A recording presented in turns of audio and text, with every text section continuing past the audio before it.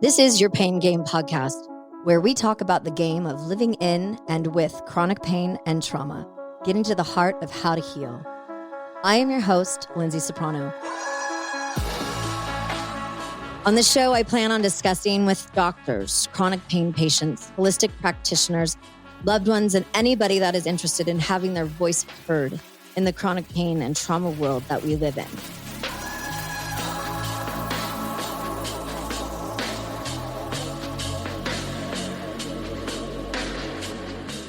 So you guys hear often on this show that I am exhausted. I am burned out. And I was doing pretty well for a couple months where I wasn't letting my burnout completely overtake me. And the past couple months have been crazy. And that I'm exhausted phrase is far too often used in my life, right? And it is for you guys as well. I mean, we all have it. It's not just burnout with our jobs. It's not just burnout with our health. It's burnout, because we are all trying to do so many things all day long for everyone, for everything. And as I always say, I always end up being the last person on the list. I end up being that person that is so burnt out that by the end of the day, I don't even have anything left to give myself. And I keep saying I'm working on it. And I am. That is how hard burnout is to deal with. Does burnout increase our pain levels? Does it increase our cortisol levels? Does it increase? Absolutely it does. And that is what we are going to be talking about today to discuss this and discover where we are doing some things that we could probably do a little bit better to ease a little bit of that burn, right? But a lot of that burnout especially from somebody like me, comes from the desire to be successful. I came from a very successful family, both sides, both my stepfather and my father, both very successful. My husband to be absolutely successful. I have been, and it has been, but for me as a woman, it's always been success, achievement. That is all that fueled me. And my health took a back burner to that. So when you get that grit and that fire to continue to be successful, within that place comes people pleasing. And people pleasing is my biggest, quite frankly, it is absolutely my biggest fault as a human being, is people pleasing, which sounds counterintuitive, but it is. And this people pleasing has led to burnout for me like no other. And it has led to my health issues. It has led to relationship stressors. It's led to work stress, right? And like I said in the beginning, it is not just about your job. It is about your children. It's about your nieces and nephews. It's about your spouses, your family, your politics, your health, you name it. We're burnt out. And that can cause resentment. So let's talk about it today. What is burnout? What are the symptoms of it? What are the difference between boundaries and balance? And most importantly, what can we do to get that flame fired up again instead of it burning us to the ground? So I have got an amazing guest, Hannah Tuckett. Hello, darling.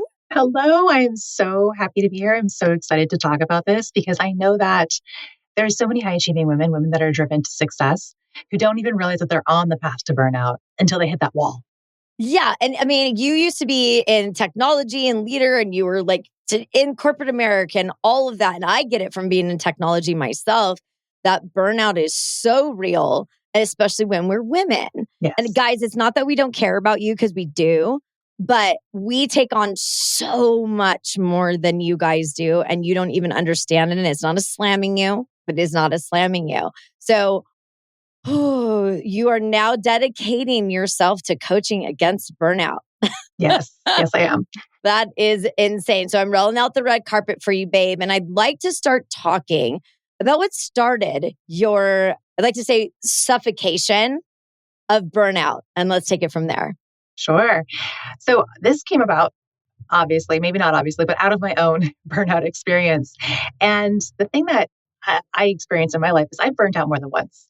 I have managed to burn out in every career. I've burned out as a student. I work myself until I'm sick and passed out. That is like the way I go about life. And the last time I burnt out, it scared me. It was 2017. I had 2 babies to take care of. I had this amazing career that I put a lot into making happen for myself. and this marriage. And like, I just had so much on the line. Like I had this beautiful life that I had built and I was not showing up for it. I was not showing up for anything. I was literally in bed and I couldn't get up and I didn't know why. I went to the doctors, they ran all the tests and they just came back and said, there's nothing wrong.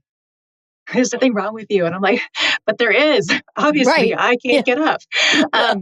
And so what I realized in that moment was I was just fried. I had pushed myself too hard for too long and I needed to change. I need to change how I show up in the world. And so that was like a tipping point for me when I couldn't show up for my own life, when I was afraid that I was going to fail as a mom, I was going to lose my job, my marriage was going to crumble because I was destroyed. I had nothing left to give. And so I made a decision that I was prioritizing my recovery. I was going to end the burnout. I was going to make sure it never happened again. And it was my commitment to ending the burnout and then making sure it never happened again that set me on this path where now I'm working with other professional women, other women who are driven by success, who are struggling with burnout or who burn out on a habitual basis. I realized, when I did this healing work on myself and I became a coach and I studied all of these things and I got these certifications but I was still working in tech and going to conferences, meeting all these women, talking to all these people. And I'm like, oh, this is not just a me thing. So many of the women I was talking to were also burnt out. They were fried. They were struggling. I'm like, I need to help. I need to set up a system that can help people end the burnout and make sure it never happens again, like way faster than it took me. Because, let's accelerate that healing, so you're not spending years wandering through hundreds of books. I talked to like every kind of professional you can imagine, chiropractors, acupuncturists, doctors, every kind of specialist you can think of to find my way there. And I was like, I can just really condense this and get a predictable, repeatable system in place to help women get unstuck. Yeah, and I think that the getting stuck part of it is where I have had to be challenged in my world to be like, I've always been high performing. I've always been the woman that's like, hear me roar. I got it. I got it. I got it. Don't worry about it. I'll take care of it. I'll pay for it. And I don't even know where that came from outside of as I've gone through actually doing this show is I had no idea how much people pleasing was part of the burnout and why that happens to women in particular, where we're faced with all of these adversities and we've got kids and nieces and nephews and all of these people that are coming and going. And we're doing all the things, trying to run our business. We're trying to be successful. We're trying and we're trying and we're trying and we're trying. And it feels so endless. It feels so endless. And so why do we do this? Why do we do this, especially women? And I'm sorry, guys, again, I'm going to say we're not putting you out there, but this is definitely a woman thing, big time. And we're also going to kind of blame you. Okay, so there are men, obviously, that burn out. There are Yes. men that are people pleasers. So, however, women are reporting burnout on a much higher level. So let's dive into that. So I love that you're bringing up the people pleasing because what you don't hear talked about when people are talking about burnout is the 5, 6, or I think of them like the 4 success traps. And these are the people pleasing. And that's where, you're trying to keep your boss happy, your kids happy, your spouse happy, and your needs are inevitably last on the list, on the bottom. And part of that people pleasing, there tends to be, a fear of saying no. And the second success trap is perfectionism. So we've all heard people talk about perfectionism and its relationship to burnout. So, having impossibly high standards, high attention to detail. Something I want to call out about these success traps is that they're flip sides of a coin, right? So these are the behaviors that have likely driven you to success. So they've been working for you in so many ways in your life, which is why you keep doing them, right? So on one side, people pleasing and a fear of saying no, you are making other people happy. And you are probably getting rewarded for that by being given more work. If you have high standards, that's a great thing. It's a wonderful thing to have attention to detail and high standards. Right. What's different about these success traps, though, is when they drive us to success and it's like they cross a line. They've gone too far and they start to drive us to burnout. And I believe that happens when our behaviors, these success traps, are rooted in fear. And the fears that I've seen come up a lot in working with women is people call it the imposter syndrome, but it's really the fear of not being worthy. And so a lot of women, they are showing up and they're proving themselves. And these are highly qualified women in leadership. They are more than qualified for the job, right? But they're showing up every day like they have to prove themselves, like they're brand new. And they push and they push and they push and they feel like they always have to be on. They always have to be responsive. And at the root of that is a fear of, not being worthy, a fear of not being accepted. Right. And so those are what I find is like when these success traps, when they go from driving you to success and they cross the line into burnout, they're usually rooted in fear. So we've got the people pleasing, that fear of saying no, perfectionism. There's also the overextending behavior or a success trap. And that's where whenever you are helping everyone around you, so your team needs help, your children need help, your husband needs help, everyone needs help. So you are picking up the problems and responsibilities of others. And then the fourth success trap is overachieving. And I am a big guilty one on this. And that's just, it's almost like an addiction to being busy. And so that's where we feel like if to be worthy, we need to be busy. Right. So if we're not double booked all day long, then we're not worthy. We're not important. We're not valued. So we make sure that we're busy all of the time so that we can be worthy. So those are the 5 success traps that flip side of the coin, right? They can drive us to success. Out of balance, when rooted in fear, they drive us to burnout. Yeah. And I say this often on the show. My father has always said, Lyndsay, the most wonderful things about you are the worst things about you.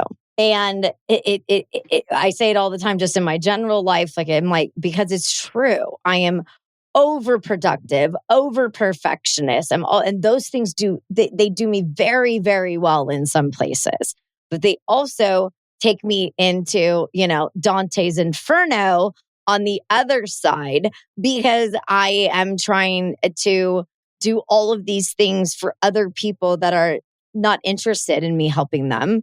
But I want to help them. I'm like, I am watching you completely destroy your life, and I'm here to help. And all it does is actually drag me down when people that I'm trying to help don't even give a shit about where I'm trying to help them. And so that people pleasing side of me has been a very interesting challenge over the past couple of years as I'm learning about what that actually means, because it almost turns itself around to me almost being selfish because I want to take care of everybody else. And is it because I want to make sure that everybody else is taken care of and I get a pat on my back? Or is it because I actually love and care for these people and really want them to get their shit together? There is this weird teeter-totter that I'm going on right now, in particular in a certain situation in my sweetie and I's life, that I am doubting anything that I've ever done to help and support everybody that I always have. But that comes from this fear. So where's this fear coming from? So the fears can come from, like I said, there's so many ways. Right. So many ways that we can pick up a fear mindset in our lives. And it can range from having super critical parents. It can range from fearing of disapproval from said parents if they have really, really high expectations. It can come from being rejected, maybe experiencing a job loss or seeing all of your colleagues around you laid off. It can come from growing up in an environment where there wasn't enough. It can also come out of trauma. Almost. And so that the hows are endless. The how we got there is endless. There's so many ways that we can end up with a fear mindset. The key though is to change the mindset. Yes. So we got there somehow. Somehow we've got these beliefs. Somehow we have these feelings and this understanding of the world around us that we feel like we have to prove ourselves. We feel like we have to maintain a certain standard. We feel like we have to help everyone around us. So what do? It sounds simple to change, but it is not easy to change. And I know this firsthand. There's this key to ending burnout that I don't hear people talking about. So I almost want to call it a secret key. There's a secret key to ending burnout, just because I don't hear it being discussed. And that is authenticity. And I know that sounds really woo. You're like, what does that even mean? And why would it have any impact on burnout? And so stepping into authenticity, what that really does for us is that when we step into alignment with our values, right? We prioritize and align your actions with your core values and beliefs. And that will reduce the internal conflict, that dissonance, that resonance, that you mentioned resentment earlier. It will reduce that resentment, that resistance inside that is draining you, right? So being in alignment with your values, super important.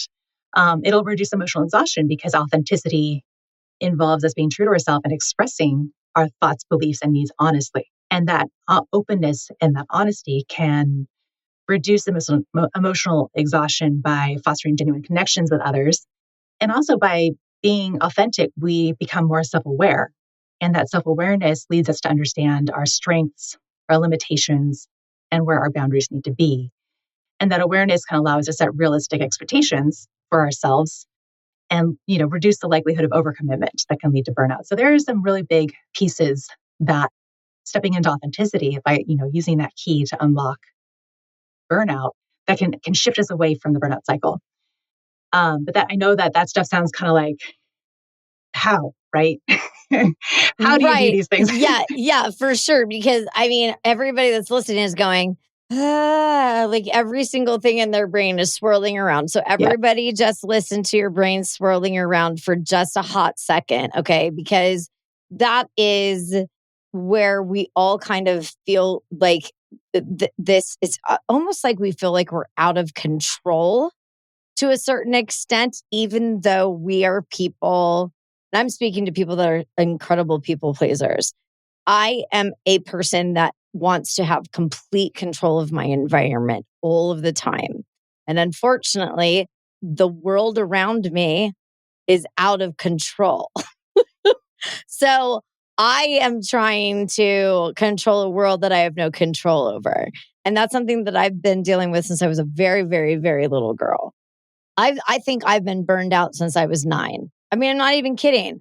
And I know that stems from childhood trauma to a certain extent. And I know that I've been identifying things throughout my life that have led towards this burnout, because I was burned out when I was like in junior high. I was already burned out, motherfucker. Like I was already there and now I'm 46 and I'm still doing the same things and still trying to fight for the same things that I did when I was a young girl. And I do that through my business. I do that through success. I deal with it through making money, being successful, doing this show, doing this, doing. That is how I have treated my trauma. So we got to talk about that, baby. Absolutely. Absolutely. So yes. So I subscribe to some of the same kind of mindset, like traps is like, if I make enough money, I will be safe. Can't be harmed if I have enough money. So I need to be really, really successful. Doesn't work. And you can be safe without making a lot of money. I have learned this. And although I'm still not willing to not make a lot of money. However, I'm not willing to injure myself in the process of making a lot of money. I do not want to live on a tent by the side of a river. No. I don't want that. Yes. But I think what you're saying is like, okay, so we want the success. Absolutely. Like there's a reason I named my company Serene Success, because I love success. I want the success. I want the money. I want the comfort. I want the security. And success can be defined however you define your success. Yes. Right. Yes. So I mean that also involves having healthy relationships. That also involves having a healthy body. So we define what success means. But then there's that serene aspect, right? So success and be able to be present to enjoy it. And so I've got this 5-step method I call it the peace method. And they sound simple, sometimes harder in execution, but there's pretty simple. The first one is to pursue your yes. And that's where we kind of ditch all the shoulds. So I know that in my life, I've picked up a lot of expectations. Like, my parents wanted me to be a doctor, or in the world of tech, there's, certain expectations that your career will go a certain way, or, you want to be successful, you succeed like this person, or, and I know a lot of my clients, like, I have one client that's a first generation, right? So their parents loaded on lots and lots and lots of expectations. It's like, okay, got to be a doctor, got to be perfect at all times, got to make enough money to support myself and, the folks back home, and like just piling and piling and piling of all these expectations from all over the place. And so what we need to do is like peel back the onion and figure out, get clarity on what matters to you now in this season of life. Because also what I see people doing is marching to the beat of a drum that they set back 7 years ago. So in different seasons of life and different phases, we have different, aspects of our purpose coming into play, right? So tuning into what matters to us now in this season of life, letting go the shoulds, and then actively pursuing what we're saying yes to. Simple solution to stop saying yes to everything is to get really clear on what your big yes is, like what matters to you. Not what are you asked to do, not what is coming your way, but like what is the one thing that matters to you, or like the top couple things that are in alignment with your core values, that are in alignment with what matters to you right now in this season of life. And what does that yes look like? And when you get really crystal clear on that, it becomes easier to say no to the things that aren't going to move that forward, because everything you say yes to is a no to something else. So if we're not intentional, strategic with our yeses, we may not end up where we want to go. We may not end up anywhere other than exhausted. So getting really, really intentional and aware of what we're saying yes to. And then the second step is, I call it energize your being.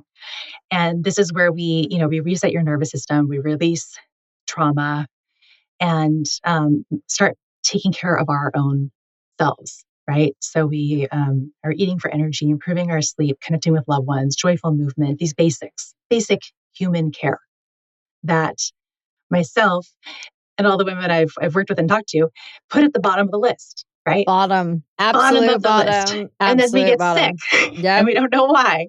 And No, so we know why now. We know why. We know why now. That's how do the we stop thing. it? Yeah. We know now why. We know now why. So there are no excuses anymore. We know now. And I am speaking to myself when I say this.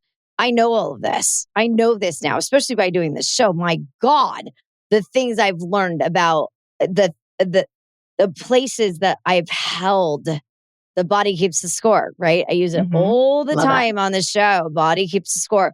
All of these places that all of this stuff has sat in, and I've not having a conversation with and said, you know what? It's okay for you to go now. It's okay for you to release that now. This was something that happened to you when you're 9. This was 13. This was 17. This was 21. This was 24. This was 27. Go up the ladder. It's about time for me to relinquish the control that stuff has held on me and my health. It's time to say goodbye. Right. And also I think part of it is also having compassion, right? So for those of you who are listening right now and you're like, I'm a people pleaser, I'm a perfectionist, I'm going to beat myself up now. I put my health last. I'm such a bad person. I feel comfortable here. Yeah. So don't beat yourself up if you're doing all of these things, right? Super common. Observe with curiosity. Be like, oh, I just deprioritize my workout again because I think that I'm going to have more time if I sit down and crank through this work that I've set for myself to do. There's ways that we sabotage ourselves, and sabotage is a part of the process. But so we want to energize ourselves. And one of the big mindset shifts is to realize that you are the most critical asset in your business, in your career, in your relationships, in your life.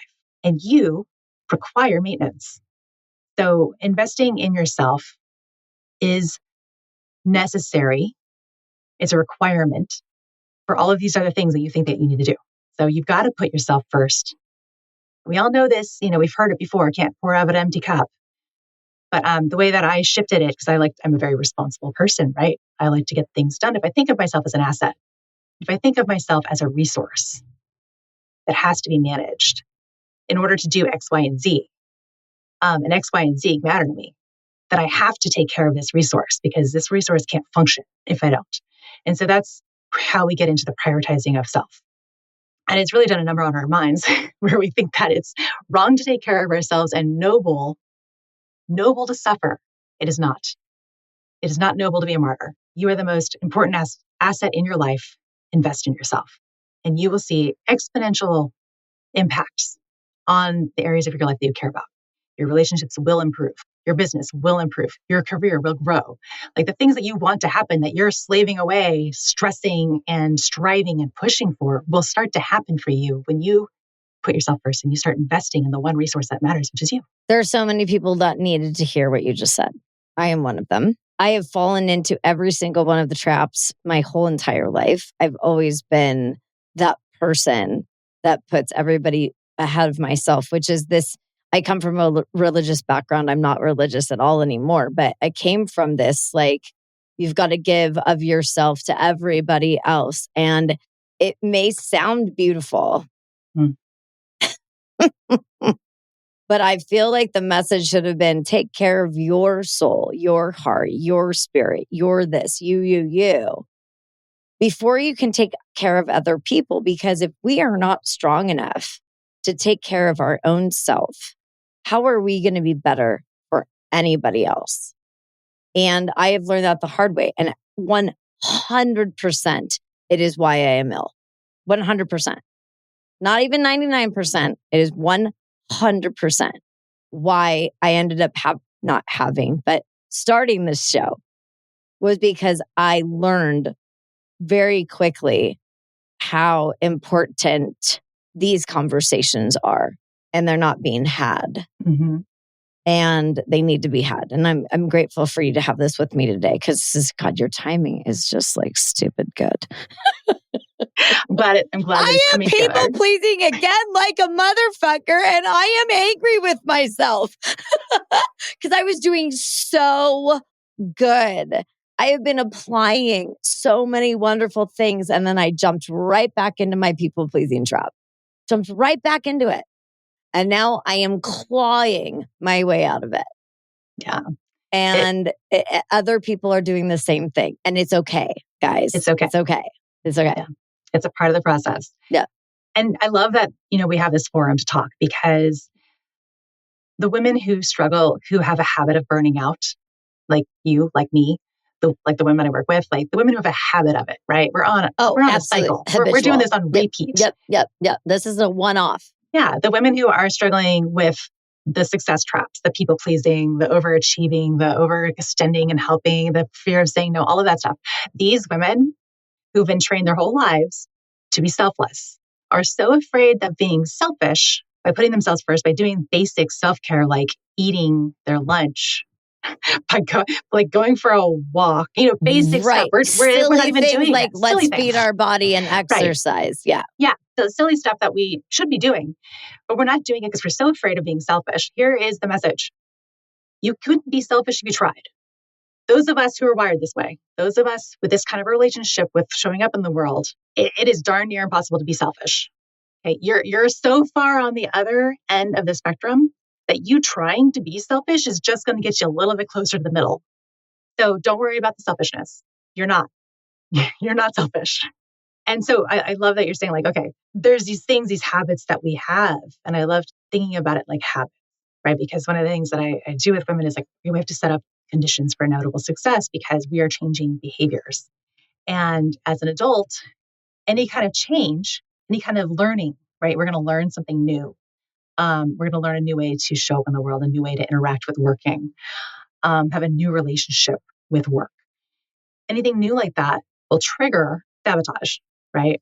Because anything new, any new learning as an adult is essentially change. And our critter brain, and there's so many ways to refer to that thing, the critter brain, the part of our brain that is there to keep us safe. It wants things to stay the same because the same is familiar, the same is safe. It's been working for you so far. You're still alive, right? And so it'll flare up and drag you back into old behaviors or come up with excuses like, well, I'll just go for a walk later because I'll have so much more time after I finish this really big project that's on my mind. Well, it also shows up in our body. It does. Yeah. Yes. And so, that's where the sicknesses come in. I don't know if I had a habit of getting sick. I don't anymore, thank God. But I would get sick all the time. And that was another way of my body just kind of like just stopping. Like, you're too tired. Your body keeps the score. We've talked about it all the time on the show. The book, we know about it. It is straight up. Our bodies are affected by everything we do, everything we eat, the movies we watch, the people we are hanging around, our families that we have no control over, our ancestry. I mean, all of it, guys. It's a lot. It's a lot. And until you start paying attention to the things that actually matter and not focus on the things that don't, that outside influence that's always penetrating us. If we don't just like get in and go, okay, this is really messing my entire life up. And then you go back down and you go, this is the reason. This is the reason that I am this upset. And it's like, sometimes it's mediocre at best. Like it's the smallest thing, but that all these people and all these things all climb on top of it and they make it larger than it should be. And then us people pleasers add more to it on top of it because, oh my gosh, this is going to be the end of the world and we got to make sure everybody is okay. And blah, blah, blah. Like I can't even begin to explain how many like school lunches I'm making for children that I don't even know in my brain. I'm a lunch lady, Hannah. I'm a lunch lady. Oh my goodness. Making food for kids I don't have. So much work that you don't need to do. And I think also like, I know when we're taking on projects or like if we're in corporate, you're familiar with like the whole roles and responsibilities mapping. Oh, yes. So another way to like structure this in our brain is like, what are we really responsible for? What do we have ownership of? Yeah. The only thing you're responsible for is you. Oh, at the end of the day, at the end of your life, the only thing you're responsible for is you and the outcomes that you've created in your life. So realizing that, it kind of becomes a lot easier to let other people go and fail. Just let them. It's okay. And it's good for them. I love you today. I love you, Hannah, today. I needed this message today because I never put myself first. And I continue to say, oh, no, I got it. I'm doing it. I'm doing the thing. And then I fall straight back into it. Yeah. And I needed this message today because I have to boundary some motherfuckers today. Talking about boundaries. So step 3 in the peace method, just the system to end burnout, right? And make sure it doesn't come back, is to assert your voice. Yep. And so that's where we learn how to ask for what we want and get it. And that's also how we learn where we learned how to say no, right? And gain confidence and practice because saying no is a skill. So just because you feel afraid of doing it, yes, saying easy. no. And you may not have developed the skill. I did not develop the skill of saying no until I was in my late 30s. I'm working on it and I'm 46. Right. So it's realizing that it's a skill that you can learn, you can practice, and you can develop just like anything else. Just like anything else. So just because you're uncomfortable saying no, or you said no and you didn't get the response or reaction you're hoping for, doesn't mean you suck at it. It just means, or it doesn't mean that you can't say no. It doesn't mean that's not part of your personality. It's not. It's a skill. And then the last 2 steps are claim your surplus, because if you have done pursue your yes, energize your being, and assert your voice, guess what? You now have more energy, more focus, and more time in your life. And so what we want to do with that 4th step is make sure that we're claiming that time for you, making sure that we're claiming that energy for you, for what matters for you. Remember, you're not being selfish. You're investing in the asset that matters the most. And everyone else is going to benefit from that investment. So we claim that surplus and make sure that we're focusing all that extra energy and time that you now have back on to yourself so that you continue to grow and show up in the best way possible in your life. Well, and I love that you said that about how when we make positive changes in our lives, when we make anything positive in our life, it absolutely trickles down to other people. And we think that if we take care of everybody else, then it's going to reflect positively on us. It is not the case. It is absolutely not the case. Certainly not from our experience and certainly not from this conversation. But when I know that I've made some changes where I'm like, nope, people are like, wow, okay. It's almost like some people in my world that are closest to me, where I have made some boundaries with them. They have almost, in their words, said, well, finally. Almost like they knew that they would just have been taking advantage of me for this entire time. Like, it's such a slippery slope with all of it. It is. And what you're saying is true. Like, if you don't claim your yes, if you don't pursue your yes, someone else will claim your yes. Yeah. Because that's human nature. That's just the world. They're not necessarily being evil. They're just absorbing a resource that's available. Yeah. Because you've made it available. And yeah, it's such a powerful thing when we start putting up those boundaries and communicating. And I love how you said, like, it has positive effects on other people. I was terrified to say no to anything at work at one point in my career, right? I was like double, triple booked. I was dragged into a million projects. I was doing 5 people's jobs. Yes, sure. I got it. I'll do it. I'll take care of it. And I didn't say no to anything ever. Yeah. And then I got very sick. But what I learned was when I came back, when I recovered and I started saying no, I learned how to say no, first of all. Would you like me to do this or that? Here are the resources that we have right now. We can do what you just asked for in this time frame, or we could get more resources and do it faster. Like, what would you like to do here? Learning how to have these conversations. Right. And what ended up happening was I did not lose my job, which was my fear. I got promoted. And I was given resources. I was given a team. I love it. So I was no longer doing 5 people's jobs. I had 5 people to do my job. It was magic. It is totally magic. not what I thought was going to happen. Absolutely not what I thought was going to happen. Because we think that immediately by us speaking our voice, that we're essentially these weak women that can't put up with anything and we're going to lose our job or lose our spouse or lose our kid or whatever it is. And by just sticking up for ourselves, isn't that nuts? What a brain twisty 1983 situation we're in. And it's good for them, right? Because I wasn't doing 5 people's jobs well, Nobody can do 5 people's jobs well. Not sustainable for sure.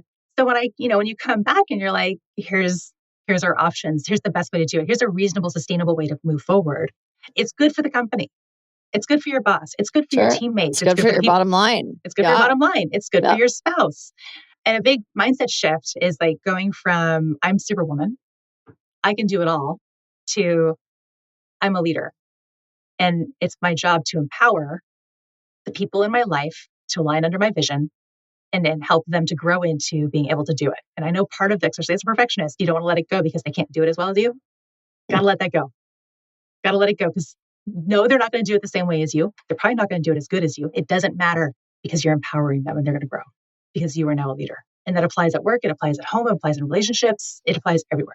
So what can we do? Let's talk about really quick about how you work with people and what your business is all about. Absolutely. So if any of this resonated with you, like if you're like, I'm definitely the people pleaser or I'm definitely an overachiever, if any of this landed and you're like, what do I need to do to stop the cycle, to break the cycle? You can reach me at serenesuccess.net. So that's serenesuccess.net. And there you can find the resources that you need. You can grab a spot on my calendar and we can go deep and figure out what are the biggest challenges right now in your life and what you should do next. And then as far as how I help people, what the structure looks like. So I've got it's a combination of group coaching. So we have the community support and one-on-one coaching. And it's set up as an initial 3-month program. And we go through those 5 steps where we pursue our yes, we energize our being, we assert our voice, claim our surplus, and then elevate success. And then at the end of that 3 months, there's an option to go on and continue to have support at whatever level that you want if you need that. That's my spiel. That's what we do. That's what we do at Serene That's my spiel. That's it. Well, she is beautiful to look at and she's beautiful to listen to. And I'm so grateful for this conversation. I hope that it resonated with any and all of our listeners. If you are a man and you are feeling like you need this conversation too, you can reach out to us as well. We're not going to throw you guys out of the mix. But women, yes, we are the queens of burnout. We are the queens of taking on too much. We are the queens of perfectionism. We want to do and love and hold and conquer and succeed in every place that we're ever in touch with. And that is a burden. And I am so grateful to have you here today, Hannah. Thank you for your message to our guests and myself. I needed to talk to you today as well. So ended up being a big win for everybody. Is there anything else that you'd like to leave our listeners before we hit the dusty trail here? I think just once again, you are the linchpin of your life. Investing in yourself will result in exponential growth in your relationships, in your impact, in your career, in your business. So very important. You are not selfish. You cannot be selfish. I love that. You cannot be selfish because man, that is what people pleasing feels like, is that I'm never giving. And you're wonderful. Thank you for this message today. Thanks for being here, Hannah. Well, thank you for having me. It's such an honor. You got it, babe. You are exclusively invited to share this Stay Aligned with Your Authentic Self VIP pain journey together. Let's get to the heart of how to heal with you by my side. Please follow the Pain Game podcast wherever you digest your podcast content.